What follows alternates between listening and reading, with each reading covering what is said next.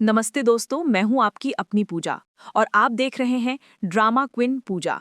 आज मैं आपके लिए टीवी की सबसे पसंदीदा शो ईशानी की आने वाली अपकमिंग ट्विस्ट के बारे में एक नई, चटपटी और धमाकेदार जानकारी लेकर आई हूं, जिसे सुनकर आप अपनी सीट से उछल पड़ेंगे।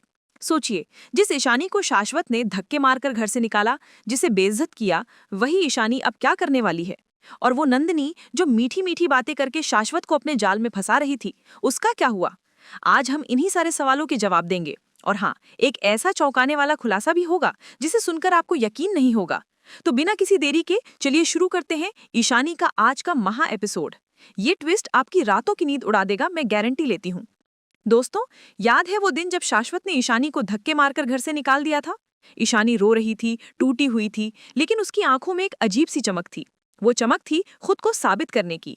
वो चमक थी अपने आत्मसम्मान की रक्षा करने की। शाश्वत को लगा कि उसने ईशानी को घर से निकालकर बहुत बड़ी जीत हासिल कर ली है। उसे लगा कि उसने ईशानी को पूरी तरह से हरा दिया है, उसे कमजोर कर दिया है। लेकिन मेरे प्यारे दोस्तों, उसे क्या पता था कि यह तो उसके पतन की शुरुआत थी। ये तो उसकी बर्बादी की पहली सीढ़ी थी। और कहानी में यहीं पर एंट्री होती है हमारी ड्रामा क्वीन नंदिनी की। वो नंदिनी जो शाश्वत की बहुत करीब थी। वो ऐसी मीठी छुरी थी जो धीरे धीरे शाश्वत की जिंदगी को खोखला कर रही थी। वो जहर घोल रही थी शाश्वत की नस नस में।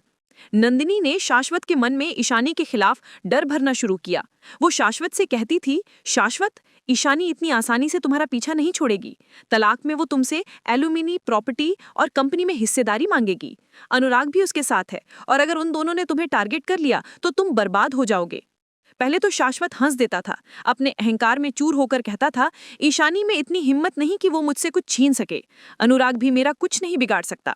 उसे अपनी ताकत पर, अपने पैसे पर, अपने रुतबे पर इतना घमंड था कि उसे लगा कि कोई भी उसका कुछ नहीं बिगाड़ सकता। लेकिन दोस्तों, नंदिनी की बातें धीरे धीरे शाश्वत के दिमाग पर असर करने लगी।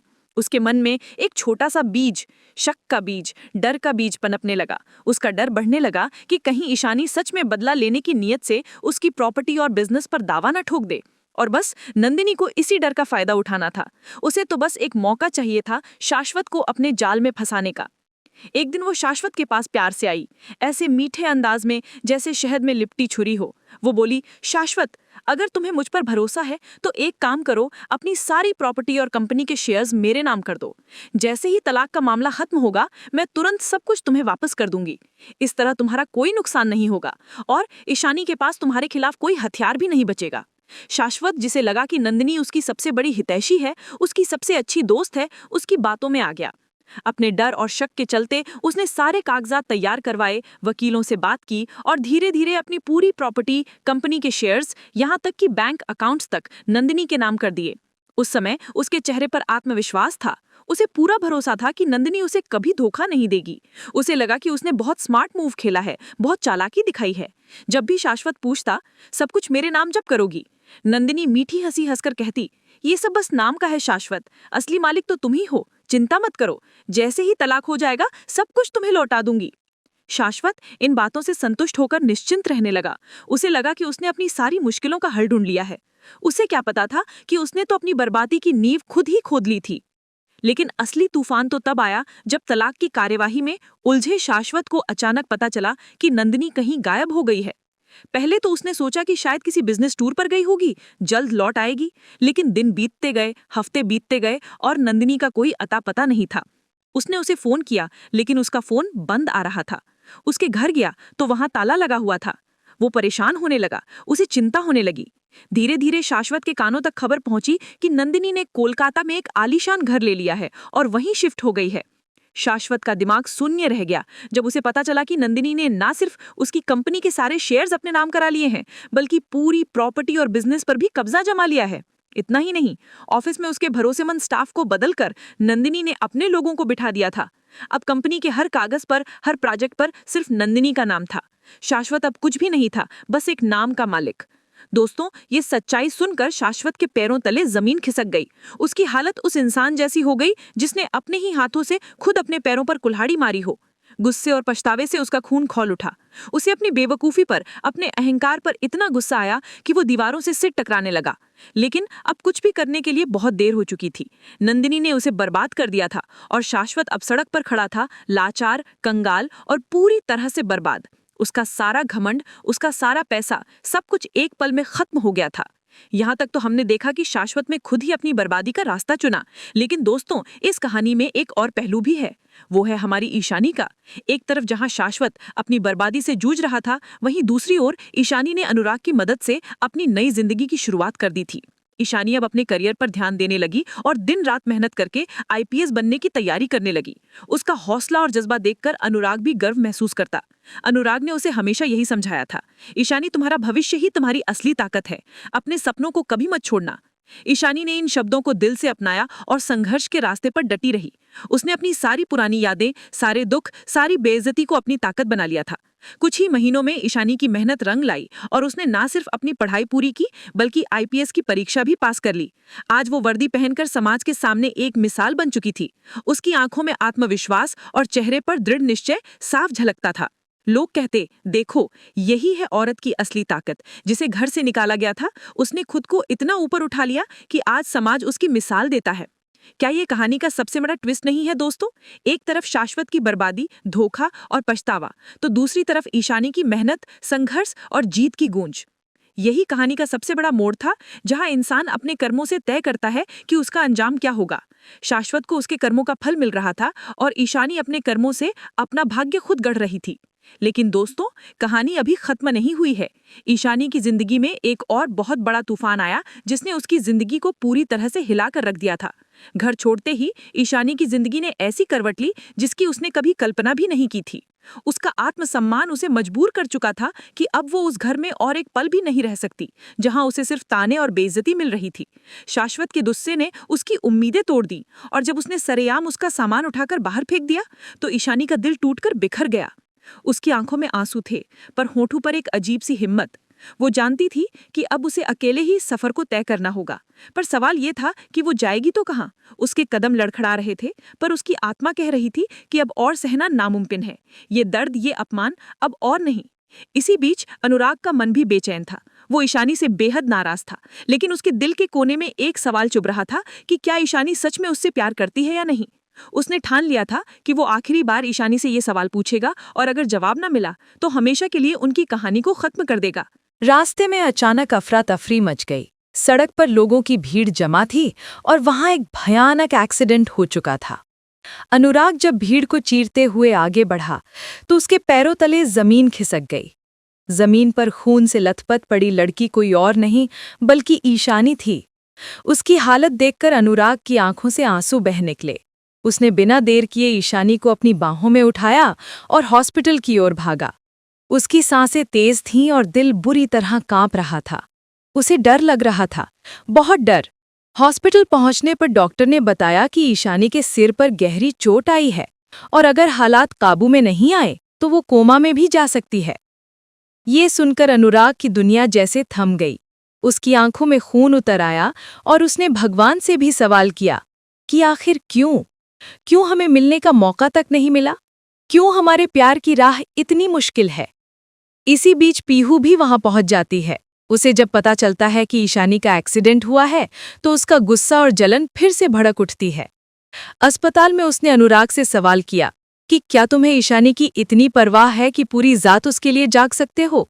लगता है भगवान की यही मर्जी है कि वो हमारी जिंदगी से हमेशा के लिए चली जाए।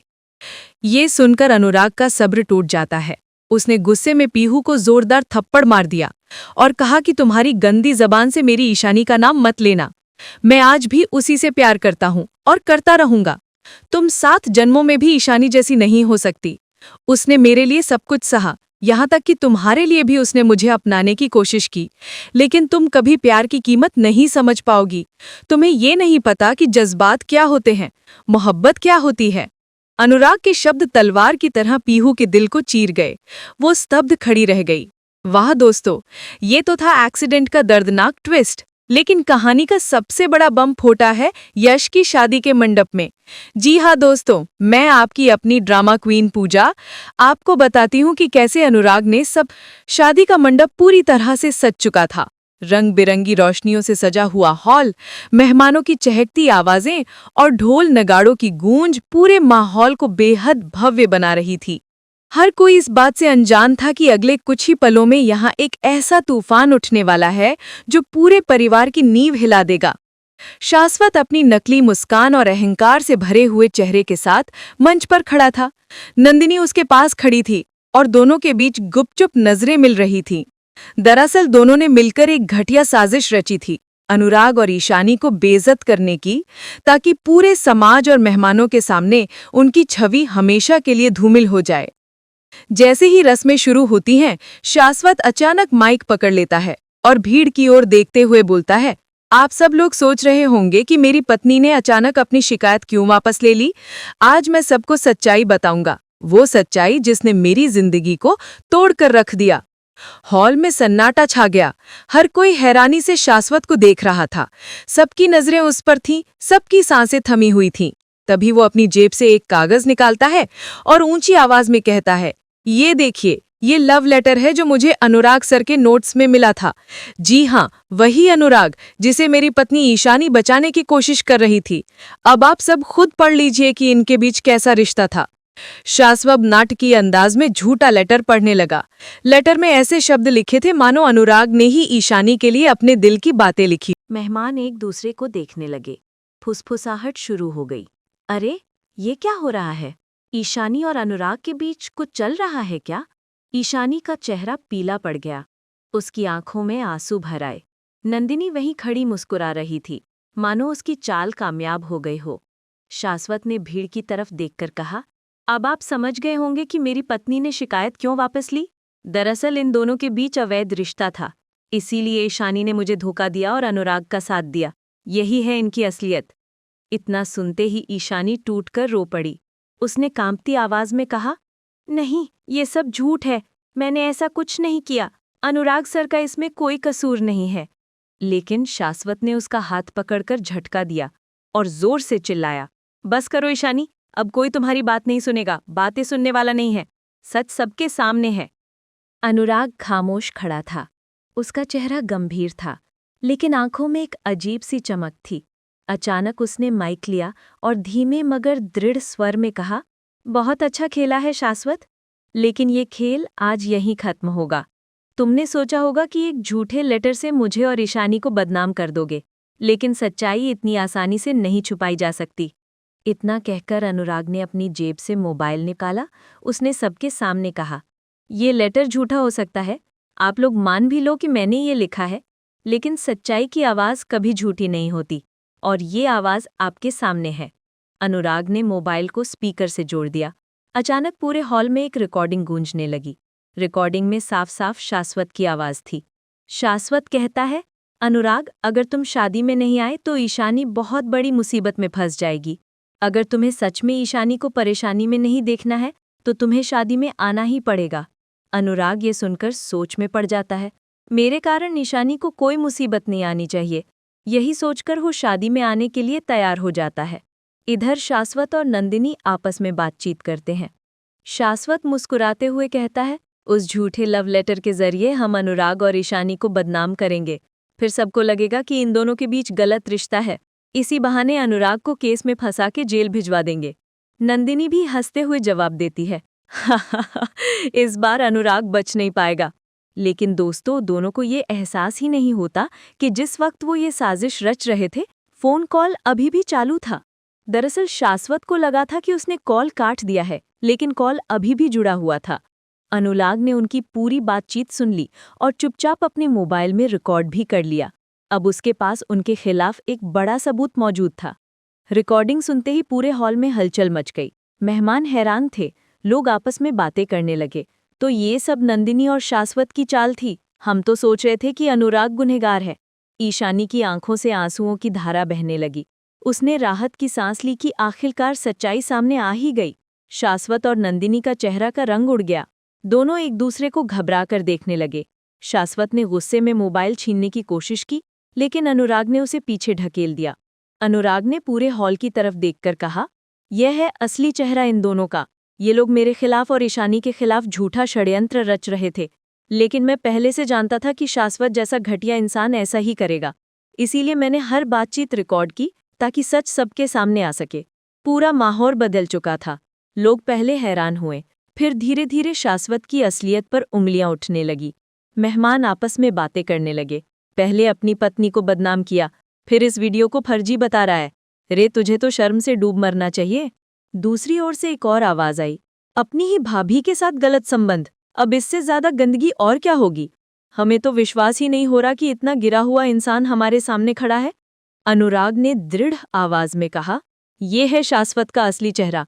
जो आदमी अपनी पत्नी को प्रताड़ित कर सकता है, जो अपनी भाभी तक की इज्जत से खेल सकता है, वो औरों के साथ क्या करेगा। मैंने ये वीडियो इसलिए सबके सामने चलाया ताकि आपको यकीन हो जाए कि ईशानी निर्दोष है और सच्चा गुनहगार ये दोनों हैं। नंदिनी, जो अब तक चुप खड़ी थी, पूरी तरह घबरा गई थी। उसका चेहरा पीला पड़ गया और होंठ कांपने लगे। भीड़ की निगाहें अब उस पर भी टिकी हुई थी। लोग फुसफुसा रहे थे। इसकी भी सच्चाई सामने आ गई, ये भी शामिल थी षड्यंत्र में। तभी एक महिला मेहमान ने गुस्से में कहा, हाय। अनुराग ने शांत स्वर में कहा, सच को कितनी भी बार झूठ कहो, वो झूठ नहीं बन जाता। सबूतों से भागने की कोशिश मत करो। ये वीडियो तुम्हारे अपराध का आईना है और अब तुम्हारा नकली चेहरा हमेशा के लिए बेनकाब हो चुका है। भीड़ ने तालियां बजाईं और सच की जीत हुई जैसी आवाजें गूंज उठीं। शाश्वत की हालत देखकर अब किसी को भी उस पर दया नहीं आ रही थी। लोग उसे घृणा से देख रहे थे। हर कोई यही कह रहा था कि ऐसा आदमी समाज पर कलंक है। नंदिनी सिर झुका चुकी थी। उसकी आंखों से भी आंसू गिर रहे थे, लेकिन इस बार वो आंसू पछतावे के थे या डर के, कोई नहीं समझ पा रहा था। तभी अचानक कुछ लोग आगे बढ़े और शाश्वत को पकड़ लिया। वो छटपटाता रहा, लेकिन कोई सुनने वाला नहीं था। तभी पुलिस भी वहां पहुंच गई, क्योंकि अनुराग ने पहले से सूचना दे दी थी। इंस्पेक्टर ने भीड़ को हटाते हुए कहा, अब ये सब कोर्ट में तय होगा। हमारे पास सबूत भी है और गवाह भी। और पुलिस ने शाश्वत और नंदिनी दोनों को हिरासत में ले लिया। ईशानी वहीं खड़ी कांप रही थी, लेकिन इस बार उसके चेहरे पर डर की जगह संतोष था। उसने गहरी सांस ली और आकाश की ओर देखकर आंखें बंद कर लीं। उसकी जिंदगी में पहली बार उसे लगा कि सच में भगवान है, जो देर से सही लेकिन इंसाफ जरूर दिलाते हैं। अनुराग उसके पास आया और धीरे से बोला, अब तुम्हें डरने की जरूरत नहीं है ईशानी। अब जिंदगी की हर सुबह तुम्हारे लिए खुशी लेकर आएगी। किसी चीज से डरने की जरूरत नहीं है। ये सब खत्म हो चुका है। अब तुम्हारी जिंदगी एक नई शुरुआत कर सकती है। ईशानी की आंखों से आंसू बहने लगे, लेकिन उन आंसुओं में सुकून था। उसने कांपते होठों से सिर्फ इतना कहा, धन्यवाद। पूरे मंडप में अब भीड़ यही चर्चा कर रही थी कि कैसे झूठ और फरेब का सच सामने आ गया। हर कोई अनुराग की हिम्मत और ईशानी की मजबूती की तारीफ कर रहा था। और इस तरह उस दिन शादी का मंडप सिर्फ एक रिश्ते की नहीं, बल्कि सच की जीत का गवाह बना। दोस्तों, संगीत की रात के उस तूफान के बाद पूरा माहौल बदल चुका था। जो शादी खुशी और उत्साह से भरी होनी चाहिए थी, वो अब आरोप, अपमान और गुस्से के बोझ तले दब चुकी थी। मेहमान धीरे धीरे घर छोड़ने लगे, लेकिन जाते जाते सबकी जुबान पर एक ही बात थी, इतनी इज्जतदार फैमिली में ऐसी गंदगी। समाज की नजरों में शाश्वत और नंदिनी दोनों ही गिर चुके थे। कमरे में बंद नंदिनी अब भी नशे के असर में थी। उसकी आंखें बोझिल थीं, लेकिन वो रो रही थी और बार बार कह रही थी, मैंने कुछ गलत नहीं कहा, सब सच है। शाश्वत उसे घूरता रहा। उसका गुस्सा कम नहीं हो रहा था। वो चीख पड़ा, तुम्हें अंदाजा भी है आज तुमने क्या कर दिया? मैंने सोचा था तुम्हारी बातें, तुम्हारा पागलपन कमरे तक सीमित रहेगा, लेकिन तुमने सबके सामने मुझे बर्बाद कर दिया। नंदिनी ने कांपती आवाज में कहा, बर्बाद मैंने नहीं किया शाश्वत, हमने मिल के किया है। बस फर्क इतना है कि मैं सच बोल गई और तुम झूठ जीते रहे। उसकी बातों ने शाश्वत का खून खौला दिया। उधर बाहर हॉल में ईशानी के चेहरे पर मिली जुली भावनाएं थीं। एक तरफ उसे राहत थी कि आखिरकार सच सामने आ गया और उस पर लगे सारे झूठे इल्जाम मिट गए, लेकिन दूसरी तरफ उसे दर्द भी था, क्योंकि उसकी शादी और उसका परिवार अब पूरी तरह टूटने की कगार पर था। बुआ जी पहली बार उसके पास आईं और धीरे से बोली, बहू मुझे माफ कर देना, मैंने हमेशा तुम्हें गलत समझा, नंदिनी को सच्चा और तुम्हें गुनहगार मानती रही। आज सच्चाई सामने आ गई है, मैं शर्मिंदा हूँ। ये सुनकर ईशानी की आंखों से आंसू बहने लगे। उसने सिर्फ इतना कहा कि काश ये सच पहले सामने आ गया होता तो आज इतना बड़ा तूफान न उठता। इस बीच यश का गुस्सा शांत होने का नाम ही नहीं ले रहा था। वो अपने पिता से बार बार कह रहा था, पापा ये शादी अब नहीं हो सकती, हम अपनी बहन की जिंदगी को इस दलदल में नहीं धकेल सकते। अंकिता रो रही थी। वो यश का हाथ पकड़कर कह रही थी, लेकिन इसमें मेरा क्या कसूर है? मेरी खुशियां क्यों छीनी जा रही हैं? मैंने तो हमेशा इस परिवार को अपनाने की कोशिश की थी। अंकिता का दर्द देखकर सबका दिल पिघल रहा था, लेकिन यश के ससुराल वाले अपनी जिद पर अड़े थे। फिर अचानक घर के बुजुर्ग दादाजी, जो अब तक चुपचाप सब देख रहे थे, खड़े हुए। उनकी आवाज धीमी लेकिन ठोस थी। उन्होंने कहा, शादी टूटेगी या नहीं इसका फैसला कल सुबह होगा। अभी कोई जल्दबाजी नहीं होगी, लेकिन इतना याद रखो, गंदगी कितनी भी गहरी क्यों ना हो, उसे बाहर निकालना ही पड़ता है। और आज गंदगी सामने आ चुकी है। रात गहरी हो गई थी। घर का हर कोना तनाव और बेचैनी से भरा था। शाश्वत ने खुद को कमरे में बंद कर लिया, जबकि नंदिनी वही रोते रोते सो गई। ईशानी अपने कमरे में अकेली बैठी सोच रही थी कि उसकी किस्मत उसे कहाँ ले आई है। कभी वो अपने पति से प्यार करती थी, उसे अपना सब कुछ मानती थी, और आज वही पति उसकी जिंदगी को अंधेरे की बदनामी में धकेल रहा था। सुबह होते ही पूरे मोहल्ले में इस कांड की चर्चा फैल चुकी थी। पड़ोसी घर के बाहर जमा होने लगे। लोग फुसफुसा रहे थे, अरे वही घर है जहां कल रात एक ड्रामा हुआ था। परिवार की इज्जत पूरी तरह मिट्टी में मिल चुकी थी। शादी वाले घर की चौखट पर अब हंसी और गीत नहीं, बल्कि शर्म और अफवाहों का बोझ था। दादाजी ने सुबह सबको हॉल में बुलाया। उनका चेहरा गंभीर था। उन्होंने कहा, आज हम सब सच के सामने खड़े हैं। जो कुछ हुआ उसने हमें तोड़ कर रख दिया है, लेकिन अब हमें ये तय करना है कि आगे क्या होगा। यश बेटा, शादी का फैसला तुम्हारे ऊपर है। अगर तुम्हें लगता है कि इस रिश्ते में हमारी बेटी सुरक्षित नहीं है, तो हम ये शादी यहीं रोक देंगे। यश कुछ देर चुप रहा, फिर बोला, दादाजी, शादी सिर्फ दो लोगों का नहीं, दो परिवारों का रिश्ता होता है, और अगर उस रिश्ते की नींव में गंदगी हो तो वो कभी टिक नहीं सकता। मैं ये शादी नहीं होने दूंगा। अंकिता जोर से रो पड़ी, लेकिन उसके पिता ने उसे गले लगाते हुए कहा, तुम्हें हमने इस गंदे घर से बचा लिया, यही हमारी जीत है। शाश्वत, जो ये सब सुन रहा था, अचानक हॉल में आ गया। उसकी आंखें लाल थीं, चेहरा थका हुआ था। उसने सबके सामने हाथ जोड़ दिया और कहा, कृपया मेरी एक बात सुन लीजिए। नंदिनी नशे में थी। उसने जो कहा वो सच नहीं था। मैं मानता हूं कि मैंने गलतियां की। मैंने उसे वक्त नहीं दिया, उसे समझाया नहीं, लेकिन इतना गंदा रिश्ता मेरे और उसके बीच कभी नहीं था। मुझे गलत मत समझिए। लेकिन भीड़ में से एक बुजुर्ग मेहमान खड़े होकर बोले, बेटा, हम सब ने अपनी आंखों से देखा और कानों से सुना है। औरत नशे में हो सकती है, लेकिन इतनी बड़ी बात बिना वजह नहीं कहती। सच यही है कि तुम दोनों के बीच कुछ था, और आज वही तुम्हें सता रहा है। शाश्वत के पास अब कोई जवाब नहीं था। उसने ईशानी की तरफ देखा। उसकी आंखों में ऐसा कुछ देखने की उम्मीद ही नहीं थी। वो बिल्कुल चुप थी और यही सब कुछ बता रही थी। यहाँ तक कि ईशानी की तरफ देखा, लेकिन ईशानी ने अपना चेहरा फेर लिया। वो चुपचाप खड़ी रही, क्योंकि अब उसके पास उसके लिए कोई शब्द नहीं थे। आखिरकार शादी टूट गई। मेहमान धीरे धीरे चले गए। यश और उसका परिवार अंकिता को लेकर अपने घर लौट गया। घर में सिर्फ सन्नाटा और बदनामी रह गई।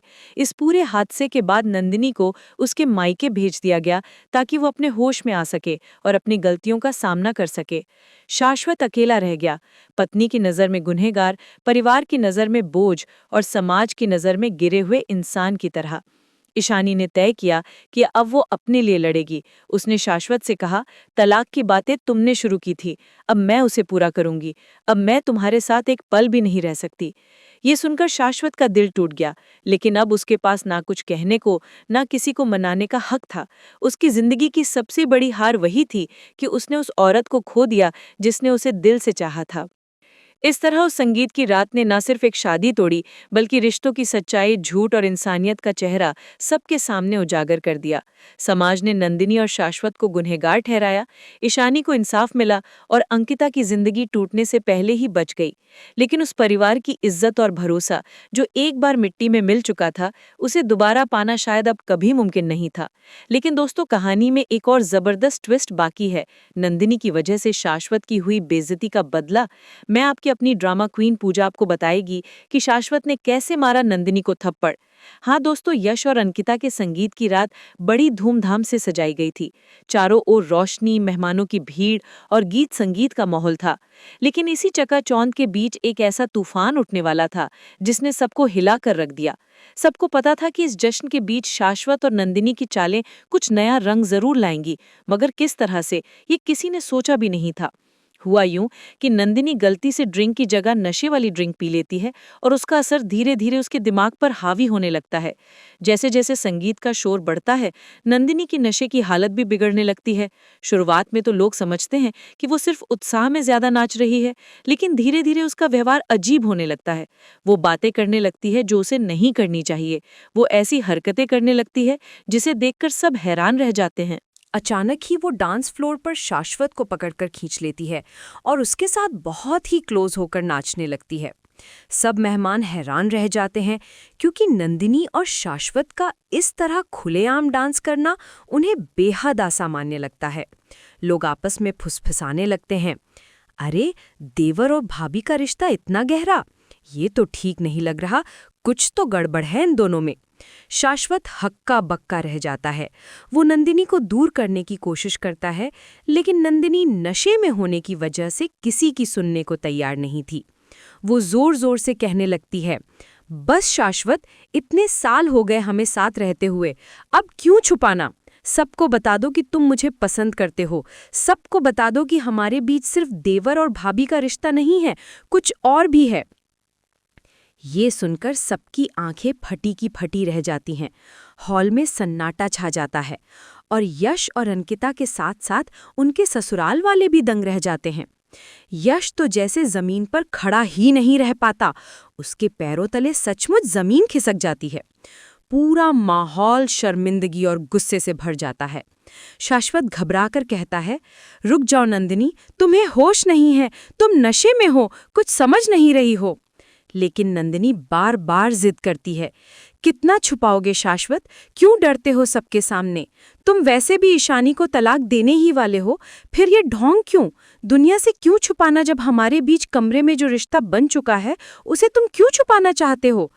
आज सबके सामने बोलो कि तुम मुझे चाहते हो और मुझे इस रिश्ते को नाम दोगे। दोस्तों, नंदिनी ने तो सबके सामने शाश्वत और अपने रिश्ते का कच्चा चिट्टा खोल दिया। शाश्वत के लिए ये किसी सदमे से कम नहीं था। उसका चेहरा गुस्से से लाल हो गया और उसने भरी महफिल में नंदिनी को जोरदार थप्पड़ जड़ दिया। उसने चीख कर कहा, बस करो नंदिनी, बहुत हो गया, तुम नशे में हो और बकवास कर रही हो। सच तो ये है कि मैं सिर्फ तुम्हारी बातों में आकर अपना समय खराब करता रहा, लेकिन अब बहुत हो गया। उसकी आवाज में गुस्सा साफ झलक रहा था, लेकिन अब देर हो चुकी थी क्योंकि नंदिनी सबके सामने एक एक राज उगल चुकी थी। इस ड्रामे के बाद क्या हुआ? क्या शाश्वत और नंदिनी का रिश्ता हमेशा के लिए खत्म हो गया? क्या ईशानी को मिलेगा उसका सच्चा प्यार और न्याय? ये सब जानने के लिए जुड़े रहिए ड्रामा क्वीन पूजा के साथ। हम ऐसे ही चटपटे और धमाकेदार ट्विस्ट लेकर आते रहेंगे। आपको ये वीडियो कैसा लगा? हमें कमेंट्स में ज़रूर बताइएगा। लाइक करना मत भूलिएगा, शेयर कीजिए अपने दोस्तों के साथ। और हाँ, अगर आपने अभी तक ड्रामा क्वीन पूजा को सब्सक्राइब नहीं किया है तो अभी कर लीजिए और बेल आइकॉन दबाना मत भूलिएगा ताकि आप कोई भी धमाकेदार अपडेट मिस ना करें। मैं मिलती हूँ आपसे अगले वीडियो में। तब तक के लिए देखते रहिए ड्रामा क्वीन पूजा।